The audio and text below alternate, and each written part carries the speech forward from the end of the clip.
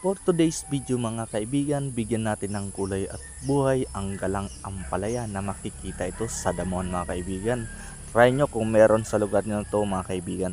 At dito na nga tayo mga kaibigan magkahanap ng ating target. Paano mayroon tayong mahanap mga kaibigan? Ayun, swerte natin mga kaibigan. Meron kagad tayong nakuha mga kaibigan. Press na press. Ang sarap-sarap nito mga kaibigan. At magpatuloy pa tayo mga kaibigan. Medyo marami-rami na nakuha ko dito mga kaibigan. Pwede na yan siya mga kaibigan. Hugasan na natin yan mga kaibigan. Huwag na nating patagilin ang video na to mga kaibigan para hindi na kayo mabagot kakapanood. Lutuin na agad siya mga kaibigan. Simpleng luto lamang. Babaw sa sinaing. At pagkatapos ng ilang minuto mga kaibigan, luto na siya. Pwede naman nating baunin yan with kanin.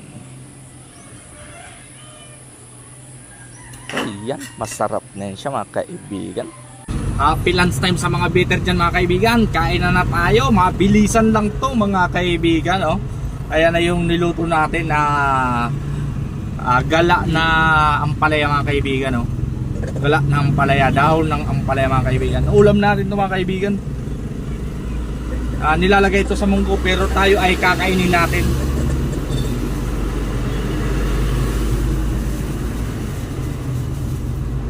Sa probinsya lang meron nito mga kaibigan. Probinsya. Nakukuha lang sa gilid-gilid to mga kaibigan. Sa mga madamo. Madamo. Wow, masarap.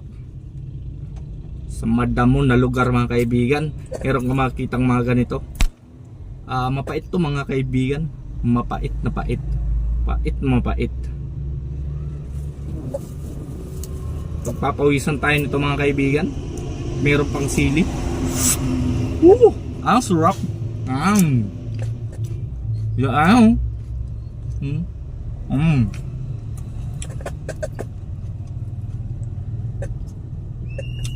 Ang sarap.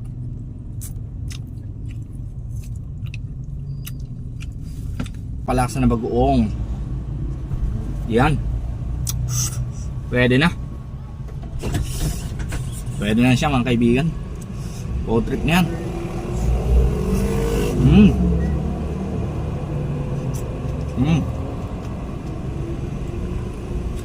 Ayan o. Ang sarap niya. Dahon. Yung talbos ng ano yung galang ampalaya para sa mga bitter na manggagawa.